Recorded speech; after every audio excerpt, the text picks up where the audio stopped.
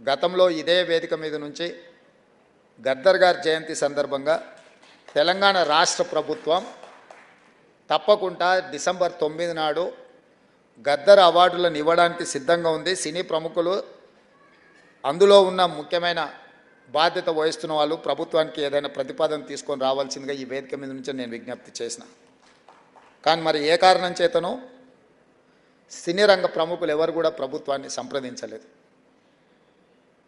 మరి తెలంగాణ రాష్ట్ర ప్రభుత్వం ఒక అడుగు ముందుకేసి మీరు విజ్ఞప్తి చేయకంటే ముందే నేను ప్రకటన చేసిన నంది అవార్డులు అంత గొప్పగా తప్పకుండా తెలంగాణ రాష్ట్ర ప్రభుత్వం కార్యక్రమాలను చేపడుతుంది.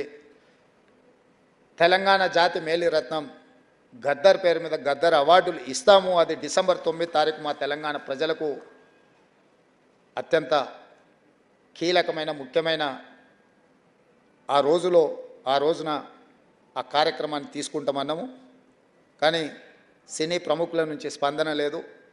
ఇప్పటికైనా సినిమా రంగానికి సంబంధించిన ప్రముఖులు ముందుకు వచ్చి ఈ ప్రతిపాదనను ఈ కార్యాచరణను ముందుకు తీసుకెళ్తే తెలంగాణ రాష్ట్ర ప్రభుత్వానికి ఇంకో రెండో ఆలోచన లేదు. తప్పకుండా ఆ కార్యక్రమాన్ని ముందుకు తీసుకెళ్తామని చెప్పి కూడా నేను వారికి తెలియజేస్తున్నా. ఈ రోజు చూస్తే కనుక మన సినిమాలు ప్రపంచవ్యాప్తంగా ముందుకు వెళ్తున్నాయంటే అలాంటి ప్రోత్సాహం, అలాంటి ఉత్సాహం సో ప్రభుత్వ పరంగా కూడా అలాంటివి ఉంటే కనుక ఇది మరింత ముందుకెళ్ళడానికి అవకాశం ఉంది. అది గుర్తెరిగి ఈ రోజున ఆ అవార్డులు మళ్ళీ మనం రెజ్యూమ్ చేస్తాం.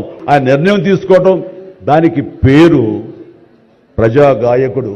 జీవితం అంతా కూడా రెవల్యూషనరీగా మార్పు తీసుకురావాలని ప్రయత్నించే నిరంతర శ్రామిక కళాకారుడు శ్రీ గద్దర్ గారు.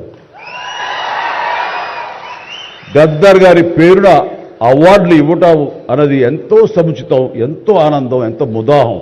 అలాంటి నిర్ణయం తీసుకున్నటువంటి మా ముఖ్యమంత్రి రేవంత్ రెడ్డి గారికి, వారి సహచర్యులకి నేను మనస్ఫూర్తిగా ధన్యవాదాలు ఈ సభాముఖంగా తెలియజేస్తున్నాను.